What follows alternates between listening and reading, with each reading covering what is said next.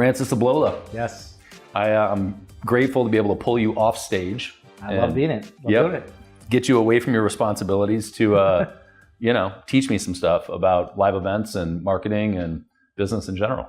Well, we've known each other for a really long time too. We have, and I don't even know how long, but it's been at least 15 years. That is wild. I would say. Yeah. I think you worked with my brother for a while too. I think you're right. Yeah. So, damn. Yeah, long time. Yeah, I love it. Well, we are at the Family Mastermind event, and a lot of badass people here. Yeah. You being one of them. Oh, thank you. Mm-hmm. Likewise. Appreciate that. It's a great room though, like a crazy room. It really is. You have worked with a bunch of people in the room, but you have scaled multiple 8-figure brands. Yep. That leads me to believe that you have some idea of how to do it. Part of it is just being around the right people and learning the right things at the right time. So I've spent my entire adult life in the world of publishing, information publishing, coaching, and being able to work for a company that was already doing 8 figures when I got there, as I think I was 22, 23 years old when I started working for Ron LeGrand. That was my first space in this world. Before that, I actually worked for a Fortune 1000 company, for a $1 billion company. I was brought in to manage their online marketing at 22, which is another funny story. But when you were 22? When I was 22. Oh my God. So I was completely unqualified. This sounds like a terrible proposition. It worked. So I was started as an entrepreneur at 21. I proposed to my wife. We moved out together. And then I was completely broke because I was a broke, struggling entrepreneur for about, I don't know how many years. And I needed a job, but I was studying direct response the entire time. And so I learned about the Wow Box from Gary Halbert. And so there's 2 positions out there. If I'm gonna go find a job, I want the biggest one I can possibly find. So 2 companies. One was Venus Swimwear. The other one was this big Fortune 1000 NPS group. It's a staffing company. And they had a job position open. It needed 10 years experience and an MBA. I was a college dropout and I was 22 years old. So I didn't start when I was 12, but I did this Wow Box. I did this sales letter, and I sent it FedEx next day. And when they received it, it was 10 a.m. next day. I got a call that same day. And both places I sent it. And I had my pick of which role, and I got the job. I was a wonder kid. I worked there for about 2 years and then went over to Ron's office. I did the same thing. I wrote him a sales letter and got the job over at Ron's. Wow. Yeah.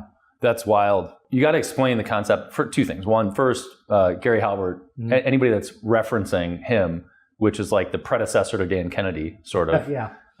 We know that they've been studying direct response, actually. Yeah. 2, break down the Wow Box a little bit, because I think this principle is interesting in like every area of life. Well, so the big thing Gary Halbert was a huge influence on me. Actually, I learned marketing from going to one of his seminars and completely berated me in the room. And so I was 20 years old at the time. And it was a small room. There's like 20 or 30 people in the room. It was one of his very last seminars before he passed. Great marketer, one of the best copywriters to ever live. And he was going around doing hot seats with people. And he said, all right, give me the idea. Tell me about your business. And I raised my hand. I was like a cocky 20-year-old. I was like, I got this business. And then it was actually for John Gordon, who is now he has like 11 best-selling books. Back then, it was his very first book. And I was promoting his very first book. And it was on energy. And so I said, all right, I got a product. It's with this new speaker. It's a new author. And he asked me about it. And I was like, it's about how to get more energy. And he asked me all right, how do you do that? And I said, I actually don't know. Drink more water. And then he was like, you don't know anything about your product. You don't know anything about your clients. And he completely bashed me in front of the entire, I was like the youngest person in the room. Oh my God. And he bashed me in a good way, not in a good way. It was actually humiliating. But I learned from that moment, you have to understand your product better than anybody else. You have to understand your clients, your avatar. And that made me a better copywriter. And so I spent 20 years learning copy, which now you can do with AI in 20 minutes and shortcut that time period, which we do. And we teach our students to do that. But I spent 20 years learning how to be a copywriter. And it all comes down to understanding audience, understanding a way to be different, a way to get their attention in a unique way. And so the Wow Box comes from Gary Halbert as well. It was a FedEx box. And I remember these 2 because I had to send 2 out. There's 2 positions I wanted, but I only had $50 in my bank account. And to send out those 2 FedEx boxes with what I had in them was $44. So it was literally my last dollars to send these things out. Wow. And so they were next day air, 10 a.m. received. And the idea is you open it up. It wasn't just a resume. It was a cover letter, but it was a well-crafted sales letter. I think I stole the idea from Gary Halbert's on the opening. I attached the Starbucks gift card attached, and it was a FedEx box. And the opening line was, hey, you're receiving this letter, and you can notice that it's a FedEx box with a Starbucks gift card attached. Why have I done this? One is I think it's of urgent importance to your business and growth. And two, I'd like to discuss some ideas that can help you. Maybe over coffee, it's on me. And then inside was a full-on sales letter. I analyzed their websites and gave them like a bunch of SEO pointers and PPC pointers inside of there. And I had a bunch of pictures of me because I would go to seminars. So I had a picture of like Bill Rancic, that was back then, from the First Apprentice. So I had a bunch of pictures of real celebrities and things like that. And I threw it in there. And yeah, I got calls from both companies the next day. And so that was the wow. It was something completely different. And again, this was a Fortune 1000 company. They had, I think, 20,000, 30,000 employees at the time when I worked there. And I was able to get the attention and get the job and, find my place there, and got bored of the corporate world and left and joined the entrepreneurial world. I think that there are a couple big things there. One, it really doesn't take that much to stand out. No. You put energy in, right? But that's number two, is that if you put energy in on a routine basis, regardless of what the result is, you start to build a habit of putting the energy in all the time. And there are tons of people that never take action because they don't know if the action is going to produce an outcome. And so they just don't bother taking the action at all. Yeah. There's a level of trust and confidence you have to have in yourself from the get-go to do these kind of things. And I didn't grow up like with a confident attitude whatsoever. I learned, that's all learned. That's all learned through personal development. That's all learned through books and tapes and meeting the right people. But, being able to go out and do something and spend your last $40 on a job that you don't know, that you're completely unqualified for, or now. And I always tell my kids now, it's okay to do hard things.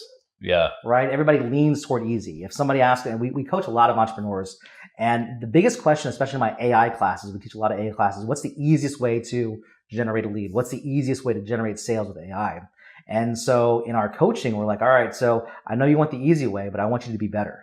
So AI is making everything easier across the board for everyone. If you believe and subscribe to that, well, you're not going to stand out whatsoever. So you need to develop the skills, you need to develop the talents, you need to develop the relationships, and AI makes those things better, but you stand out further from that. And that was a huge, huge departure of, hey, I just want to be easy. I want to do it. I don't have the confidence to do this. It's okay to do hard things. Yeah. I think it's not only okay, I think it's super important. Yeah. Actually, there's some studies now that I'm not going to pretend to actually quote because I don't know what they are. But I've talked to a couple of my smart doctor friends that study this shit and like biohacker people. Yep. There is legitimately a benefit to doing hard things routinely. Yeah. But they have to be hard for you. Like it actually is better for you as a human and will keep you alive longer if you are doing harder things. Yep. And there seems to be a causal relationship there. There's no growth whatsoever without getting outside of your comfort zone, right? Yep. Jim Rohn will always say, how tall can a tree grow? Right? As tall as it can. But humans put their limit on ourselves. And that's a weird thing to do, is that, in nature things grow because that's as big as they grow. Well, for us, we stop us. It's our environment, it's the people around us, it's whatever it may be. And getting away from that allows it to open up, changing new peer groups, the whole thing that lifts your mindset out into a different world. Yeah, it's been a theme for me today. It's weird. I woke up and hit the gym, and I was talking to Trevor Mock about, I just mentioned this to King Kong, but we were talking about growth. And like, I truly believe that growth is the point of life. Like it is what keeps you moving. It's what makes you happy. It's that progress in life that is satisfying, but you got to flex that muscle all the time. Well, it's that. You just mentioned Trevor. So Trevor is one of my dear friends. We met when we were kids, like not kids, but 20-year-olds in entrepreneurship. We were always the youngest people in the seminar room. And so it's that growth mindset, but coming up with people who are also have that mindset. And so Trevor, and there's a few of our friends that we met at a seminar back in 2008 that were all the 21, 22, 23-year-olds in the room that were the youngest people there, that all grouped together. Now, I'm 41 now, that all kind of grew up at the same time through entrepreneurship, all supported each other throughout the entire way. We're always there to pick up the phone and have a conversation and get ourselves back on track. That was a massive thing for us. Yeah. And we don't speak as often as we used to when we were back in our 20s. We all have lives and kids. We didn't have kids and things like that back then. But that was a massive thing for our growth. It was just connecting with the right people and staying in group with your own mastermind or your own tribe, your people that they're always there for you. Because in our everyday lives, oftentimes it's some people aren't there for you. Yeah. Yeah. That was a huge, huge thing for us. Yeah, well, I think today you've got a lot of other options too, right? At the time, I mean, we are at a real estate educator event right now. I grew up with, Tony Robbins CDs. I didn't have the tapes. I'm not that old. I had the CDs. I got the CDs too. But, he was my peer group, right? He was the mentor. He was the accountability partner. And so if you don't have those actual people in your life, there are all these other avenues now. And like today, podcasts are, or YouTube or whatever, fucking Insta, TikTok, like you can get it wherever you want. There's so many ways to plug in and grow your mind. Yeah, there really are. And so for free, there's YouTube, like you just mentioned. I used to go to libraries. I used to get books and I used to get CDs.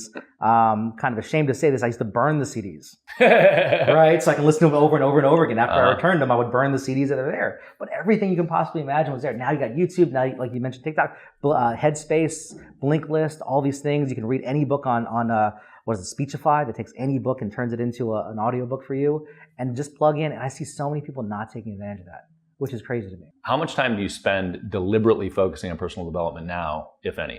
I still plug in a lot, right? So a lot of it's different. It's different skill set things now. So it might be more specific. It's not just general Tony Robbins motivational type information. I still listen to Jim Rohn a lot. And I still actually work heavily in the self-development niche. So one of the jobs that I had very early on before that Fortune 1000 company, I was a web developer in high school. And how I first got plugged in was my boss's brother ran a motivational seminar company, and we did all their website work. And they had a website called MLM Challenge and JimRohnChallenge.com. And so MLM Challenge was a site for MLM people. It was a membership site. This was back in 2000. I didn't know how to program really, so I made a fake username and password box. Nice. I just gave everybody the same username and password across the board. And they sold it for $67 a month. Amazing. And they had, a whole bunch, but a really good number of people. But I got plugged in, listened to that. And then their father, those guys' father, was good friends with Jim Rohn. So they ran the Jim Rohn Challenge. And so my job for about 6 weeks was doing nothing but listening and editing Jim Rohn tapes to put on the site. That turned everything on for me. So I've been a lover of personal development ever since. And now for me, I have 4 kids. A big thing that I'm doing with them is teaching them entrepreneurship. We homeschool, like we're the weirdos. We don't socialize, all that kind of stuff, whatever it may be. I take my daughter to seminars. She's been to an AI seminar. She's going to a real estate seminar with me in 2 weeks. She works for me. She's teaching herself how to edit videos, and she has a YouTube channel at 14. My other kids, they listen to me do, for my team, I used to do a 9 at 9.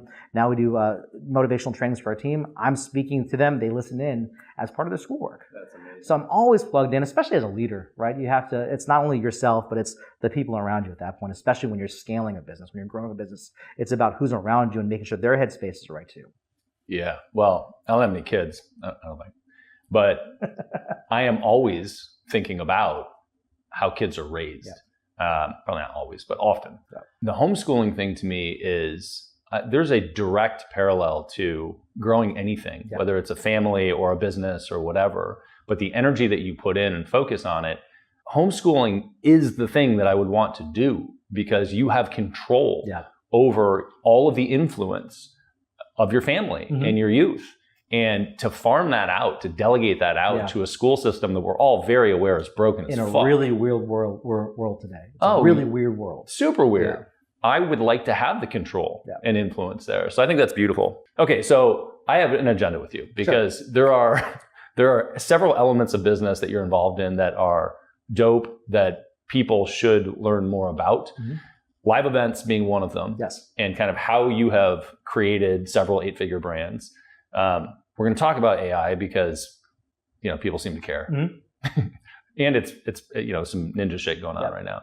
And then some other stuff. Okay. But tell me about Real Advisors. Sure. And tell me like the general frame of the business.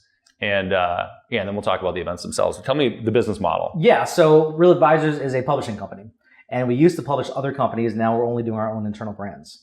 It started back in 2017. I reached out to our friend of ours, our mutual friend, Delmar Cross. Yeah. And I had just worked for a few companies And I was kind of quiet doing some freelance stuff. But let me pause you for one second, because the publishing company, that label immediately makes sense to everybody that sells information. Sure, yeah. But the rest of the world is thinking, is it newspapers? Like, does he have magazines? So, like, no, that's a what great the fuck question. does that mean? So we produce digital content, both in product form, so courses, seminars, and coaching programs. Got it. And so right now we have two brands. One is our Dolmar Cross Automated Investor, and another one is AIforbusiness.com. We actually had several more live seminar brands as well. Yeah. And I've been working in this space for a while, and I had actually worked for one of the larger real estate education companies, and it actually got shut down by the FTC. Oh, fun. And so the next day after that whole thing went public, I got a call from the CEO, and he called me, and I was like,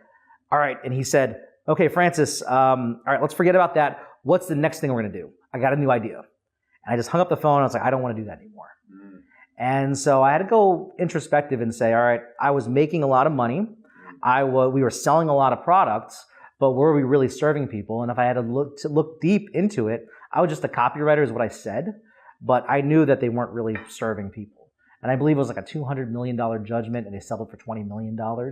Right? So that felt a real, and I had kids at this time. That was my first, I think I had my first two. I have four. And I was like, am I doing work that my kids are going to be proud of? And I couldn't say that. So I called up, this was a few years later thinking about that, called up my friend Dolmar, said, hey, you're the top investor that I know. You're doing a bunch of deals. I want to create a education program of people that I know are doing deals, that care about their students, that can grow. And that's what we did. And so we started with, actually it wasn't Dolmar, it was with our friend Lee Carney. And then we moved into the commercial investing space. And now we have our current brands. But it's all based off information, that stuff that we do real, and we teach, we coach, we help entrepreneurs.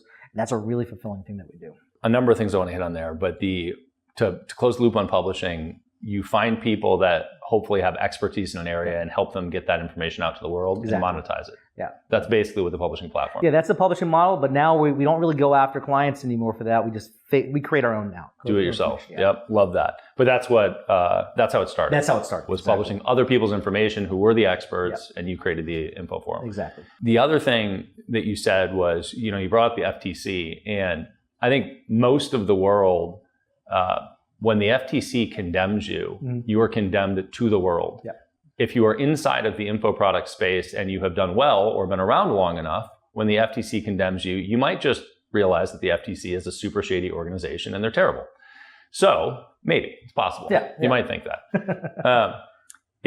But there is very much a problem with that agency and being guilty until proven innocent, and not innocent until proven guilty. In the case that you were talking about, it sounds like maybe they were warranted in the... Yeah, I would say maybe they were warranted. Yeah. I think it's an interesting distinction because, we had a client that got an FTC suit, big name real estate educator, and he got an FTC suit because he was in somebody else's commercial 10 years ago. Yeah. It wasn't even his product. He was just in their commercial. So he got cited in this FTC suit, which has crazy ripples in the banking world, the merchant account world, et cetera. And that's horrible. Yeah. Right? They're aggressive. They're super aggressive. Extremely aggressive. Yeah. And I've been through it a few times just as a consultant or advisor to companies or friends that have gone through that. It's an aggressive process. It ruins lives. Yeah, it really does. It ruins lives. Yeah. Yeah, it really does. So I like to click on that one when it comes up because it's like, was it a bad FTC thing or like a FTC being the FTC thing? There's probably a mix of both. Yeah. There's a mix of both in that case. There probably often is, right? Yeah. Okay, that's great. So you launched the publishing thing, and now you've got your own brands in-house.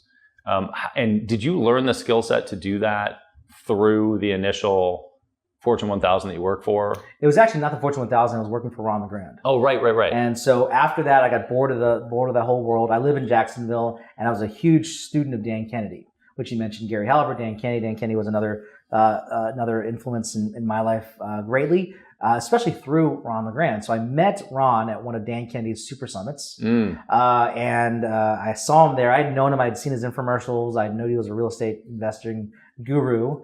But I saw him there, and I kind of followed him like a puppy dog. I was 22 years old. Like, so I was just kind of going around and trying to get as much face time with this guy, because it was Dan Kennedy's top, one of the top students and most successful, and he lives in Jacksonville and all this kind of stuff. And he's also a giant. He's like 6'6" or something. Yeah. He's a large human. I tried to be part of his posse at that event. I know he had no clue who I was or even remembered that, because we worked together for years after that. And, we went back to Jacksonville. I actually bought his product there. He did a breakout session. I bought his product, and then just kind of showed my face around. And then when they put a job out, I wrote a sales letter to Ron, and that's what got me the job. And next day I got a phone call. It was a decent sales letter. It's in his training materials for one of his marketing courses still. Awesome. So years after, it still works. And I worked for Ron in his office for 6 months, and then we've done stuff on and off for, I guess, 15 years later. I just did an event for him 2 months ago. So yeah. Now you're publishing things, namely your own stuff at the moment. What are the elements of building an 8-figure publishing company or an 8-figure offer? An 8-figure. So the big thing is knowing your audience and knowing that there's a hot market that wants your product. And so it's really difficult to want to create demand into a product if it doesn't exist. So you want to make sure that there's a market for the product, and then you want to make sure that you have a unique, something different, something unique, something that nobody else is doing for that hot market that's already hungry for it. And that's the biggest thing. Gary Halbert will always say, if you want to find a really good product or want to beat somebody's marketing, you look through do all the research. You look through all the magazines, those magazines back then. See who's running ads again and again and again and again. Find the stuff that's really working and just find ways to do it a little bit better. And so for us, when we launched a few of our brands that really skyrocketed super fast, we knew that there was a market there. We knew that there were similar products. We knew we could market better. And so after Ron, I actually worked for a lot of different publishing companies. And that's how I learned how to write copy. I learned from genius copywriters. I learned from tons of mentors. And so got really good at the marketing stuff. And when it comes down to it, it's understanding your audience, understanding your message, how that's unique, and then have a killer offer that doesn't compare to anything else. So we were one of the first ones in our space to do really high ticket offers over the phone, like straight from application to high ticket. And from that, moving into having a back end. So we had a really high ticket back end as well. And so knowing your customer, knowing your audience, knowing your product, knowing what customer journey that serves them the most is massive. And you put all those things together and you have a really good formula that you repeat over and over and over again. So our newest brand, AI for Business, is something that it's skyrocketing right now. We're investing a lot in the name and the brand, and we're doing it confidently because we have this formula that we know works. And we've seen lots of great feedback, lots of great customers coming through that in just a couple months' time. How much time do you spend planning out the funnel and the strategy and exactly what the hook is, the value proposition, et cetera, versus executing on the actual build? So that's an interesting question. So how much time do I actually spend? So the build itself, we have a team, right? So I don't know what time they put in to the build. I just expect the result to be done. But the planning is different. So I don't sit there. It's always in my head. And I learned this from being a copywriter. Again, this is something I picked up from learning from like Gary Halbert and his tapes and courses. He would just sit on an idea. And so I just sit on ideas. And I might go, and as a freelance copywriter, I would do this all the time. Somebody would hire me for a project and I'd say, hey, it's 3 months to get done. I'd wait until, the week before it's due after 3 months and finish the project. But I'm thinking of the project the entire time. I'm doing my research. I'm cramming for exactly what I did. So actually, I'm doing a presentation here on Wednesday. It was due on Thursday. I turned it back on Saturday. I didn't start until Saturday afternoon. Right? Need that pressure. It's that pressure. But in my head, I'm thinking about what are the hooks, what are the audiences. I'm seeing other things out there. The best thing that I do is actually, if I'm working on a project and get stuck, I just go to sleep. Like I'm done with this. Go to sleep. I let my subconscious brain fill in all the pieces. So I'm always planning new offers constantly, and I'm always offering new hooks, always different dimensions of way to approach things. So there's not really a planning session. And sometimes there is to communicate that to the team and lay it out on a whiteboard. And that's one of my favorite things to do is to train and teach our team to grow. But yeah, the planning is always happening. The build out, we have a really good team. So we have good team members that know how to do what they do, and they build things out relatively fast once we get the idea to them. If you're a 25-year-old entrepreneur Sure. that wants to sell information about something, how much time should they spend planning versus executing on the build? So 25, you're piggybacking off what I just said, planning is probably the most important piece of everything. The build out's really easy. You can send it out and you can farm it out to anybody who has experience building ClickFunnels or GHL funnels. And it's the copy, it's the hook. I'd say that's 75% or 80% of the project itself. Right? If you're things like ClickFunnels, things like Go High Level and those funnel builders make it so easy. Right? Yeah. I started building funnels in front page and HTML. Yeah. And so the amount of time I had to spend and learn all that kind of stuff and do stuff in Microsoft Paint. Like to think about my first funnels were done in Microsoft Paint. Dude, Sam Bell taught me how to host a WordPress site in Yeah. like 2006 or 7 or something. Exactly. That's all the options we had. Yeah, man. So yeah, I was in cPanel and shit. It's crazy. And like that's all the stuff that works still. Like, Yeah. you know, and ClickFunnels has made it super easy, and all these tools have made it super easy, but the skill is what's needed. And I'd say that's like 80% of the work. Yeah, I love that. Okay, so what are the elements let's talk about the model itself, because live events are a big focus, or have been a big focus for you. And you talked a little bit about this. The education model in general tends to be some sort of low dollar amount offer on the front end, sometimes recurring, sometimes not, that sells into a higher ticket thing that has a high dollar amount back end. And often there's a live event component in there. How do you fill live events? So right now we're doing virtual events to lead into live events. So with our newest brand, we have a 3-day virtual event, and that's free, which is something that we haven't done in the past. So we have a free event, and it's actually funny. We get paid either 50 cents to $1.50 per person who subscribes, because we have a self-liquidating offer. We have an offer that pays for itself once in the door. And so somebody signs up for free. They get the VIP option, which is now $47. And there's a series of orders right after that, even before they attend the event. And so we're making, from the front, about 40% of our money back of our ad spend. So register for events, and in between the registration, which is free, and the actual event happening, you sell them some shit. We sell them stuff immediately from that day one. Awesome. And then during the event, we are actually pushing our VIP heavily as well. So we're up positive anywhere from 105 to 125% on our dollar. And we do these events every other week right now. So we're turning our dollars back really, really fast. And so that allows us to have a lot of wiggle room. Those are virtual events. And that's before we sell any type of back end. So on the front, just from low ticket purchases, we're making our money back, which is kind of like the holy grail for marketers, to spend $1, get $1 back right away. Yeah. Because you have the leads, you have the lifetime value of the potential customers. Yeah. And so after that, to fill what we're doing in our live events now, is we have a $9.97 product that is packaged with a live event. So come to our office, check us out, experience us. Now we're taking cold traffic who's never heard of us a week before and turning that to a $1,000 buyer, which will eventually be a $10,000 buyer or more. And to do that, we have to build a lot of trust.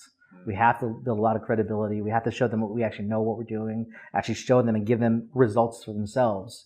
And so, yeah, walking through that process of taking somebody, especially in the market today, because there's so much more competition in the market. Yeah. Right? Like I just mentioned ClickFunnels. You can start a funnel in 5 minutes, right? So now you have a new competitor every single second. So you are creating that marketing across the board and leading them in this trust journey, this relationship, and that becomes scalable. So once you get that down, once you get creative down, once you get your idea, your plan down, then it just becomes numbers. And you just add more numbers, more dollars to the front, and you get the same predictable. That's how you scale. That's how you scale to it. So that's a beautiful sentiment. And most people never get to paint by numbers, right? Most businesses, statistically, the vast majority fail, and the vast majority never really stabilize a structure, and the vast majority never scale as a result. You mentioned cold traffic, and it sounds like for you, the foundation of how you scale these offers, or these independent businesses.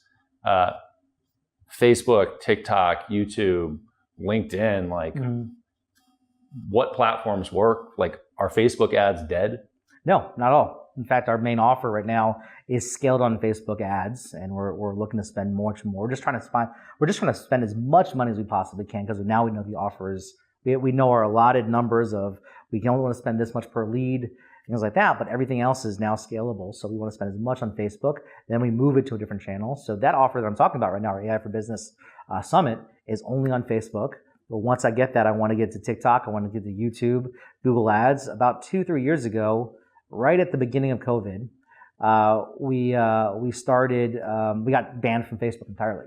Fun. So yeah, we were spending $5,000 to $10,000 a day on ads. We had a sales floor of 16 people or so, and all that went away because Facebook said no, thank you. And so now we had to find other channels. So all the channels work. Not all the channels work. All the channels work depending on your offer. But I would say Facebook ads, YouTube ads work phenomenally well for these types of offers. TikTok ads work really great for these types of offers as well. There's email and affiliate traffic. There's solo email traffic. There's so many things you can do, or just building funnels that match that audience. And so newsletters are a great way of building up a giant list. Newsletters are an easy way to fill up from different types of traffic sources. LinkedIn, for example, for our AI for Business offer, we have a LinkedIn newsletter that's growing organically.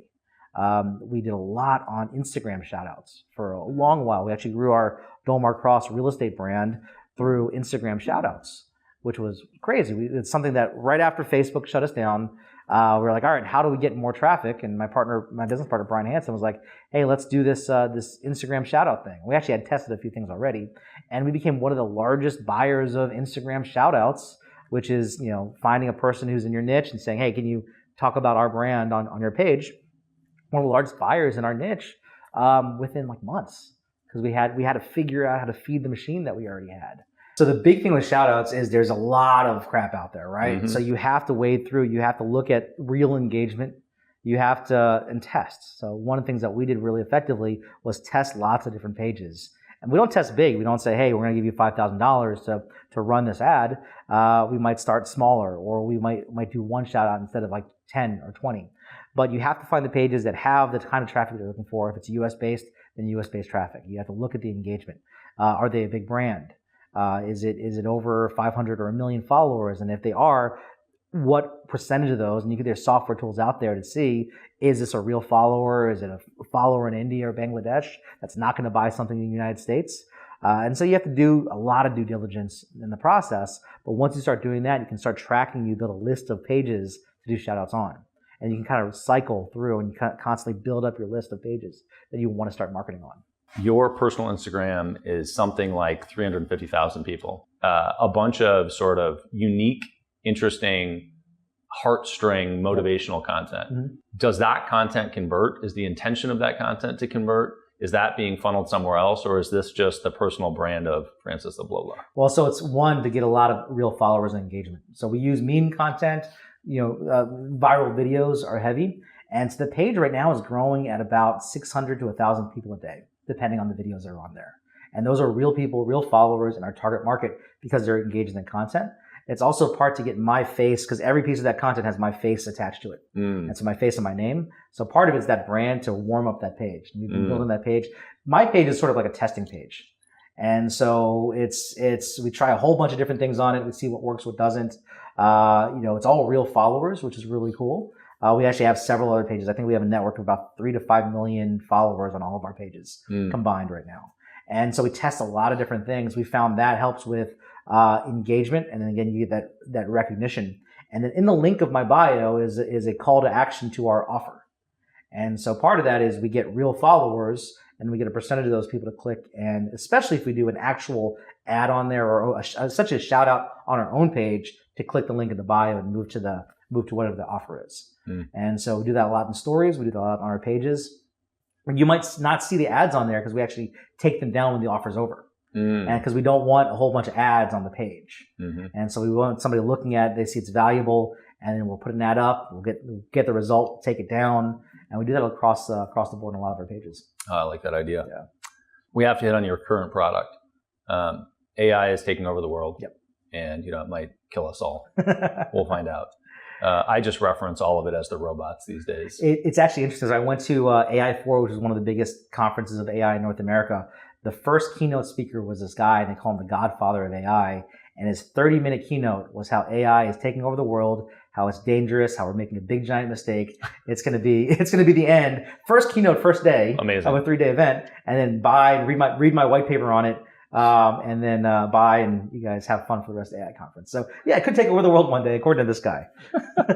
Well, it's possible. Yeah. In the meantime, we're gonna have a lot of fun with it and make a bunch of money. Exactly. With it, Yeah. I think. Absolutely. I think. So when you are producing content, what's the biggest mistake you can make with AI?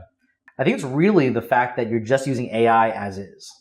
You have to train it, especially if you're using something like ChatGPT or Claude, the two really big sort of platforms for generative AI chatbots, is that hey, I want an email. So write me an email about, this podcast, and it gives out whatever it does, right? That's terrible content.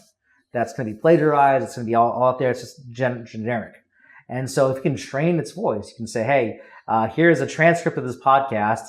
I want you to be a direct response copywriter, focus on the voice, personality, tonality of the two speakers. And I want you to write it from my voice, Brad, from this transcript.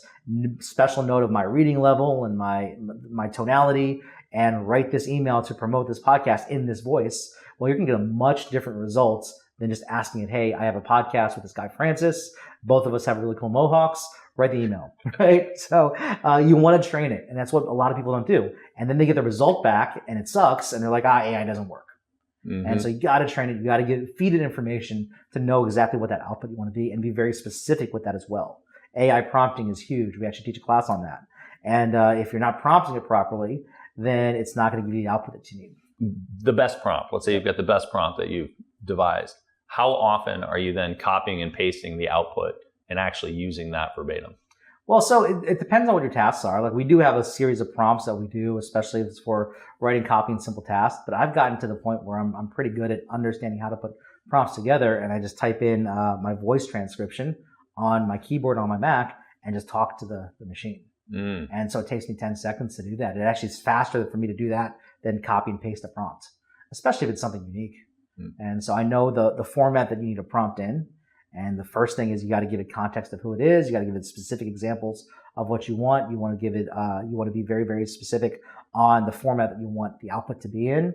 And you go through these things, and you're going to get a really good prompt, and it's really just easy to talk to the computer now. But the output that you get, are you using that verbatim, or are you tweaking it from there? It's not verbatim, so depending on what it is, right? If it's copy, then I'll look over it, right? Sometimes it's verbatim, depending on how, depending on the usage of it. And sometimes I just get another idea as I read. So as a copywriter, I might read the copy and I'm like, oh, this might sound good here. Yeah. And then I'll throw in my human 2 cents. Yeah. But we also have our team members do that all the time, and they just take it straight from AI on the process that I teach them. And they've used it. They make sales online from AI written copy. Right? We have a copywriter on staff. We have the copywriters that we use. My marketing team aren't all copywriters, but I've taught them a very simple process of using transcripts and training AI and how to prompt in a proper way, where they're actually getting emails that make sales. All right. Now, what's the product that you made?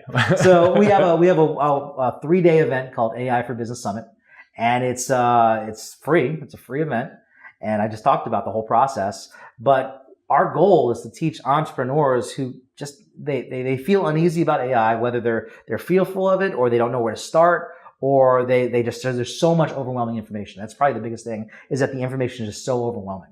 And we break it down and show them very specific tools. We walk them through the process of how to use AI. We walk them through the process of prompts, but more importantly, how to use direct response and sales strategies that are true and foundational with AI to make it easier, get more effective, but also build that moat around you where everyone's just not using AI.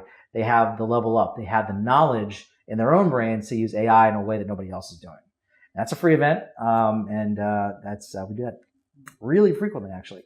And it's one of our bigger growth. Our whole goal with this brand actually is to become the premier source of AI information for entrepreneurs, micro entrepreneurs, small business owners, coaches, and consultants. Love it. How old is that at this point? We started in February.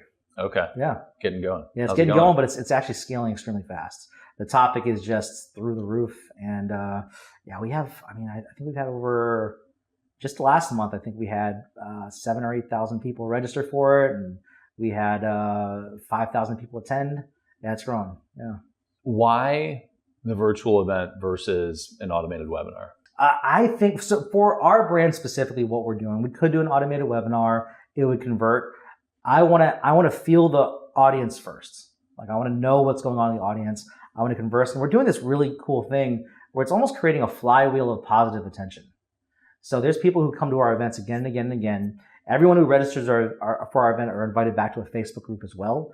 And they just share positive experiences from what we do. And so I feel if we did an automated webinar right now, we would lose a little bit of that. I'm not against automated webinars. We've made tons of money from automated webinars. I love automated webinars. But right now, I want to understand my audience deeper than anybody else does. And so for me to speak to 1,000 people every other week or so, talking about AI and getting their ideas and getting feedback, there's no better way of just understanding the market than that. So not saying it won't be automated in the future, or we might do some other different process, but right now I want that human touch. Even though it's a virtual event, I want that human touch. That's a wrap for this episode of the AI for Business podcast. If you enjoyed it, don't forget to hit subscribe and pass it along to a friend or colleague. We appreciate you being here, and we'll catch you in the next one.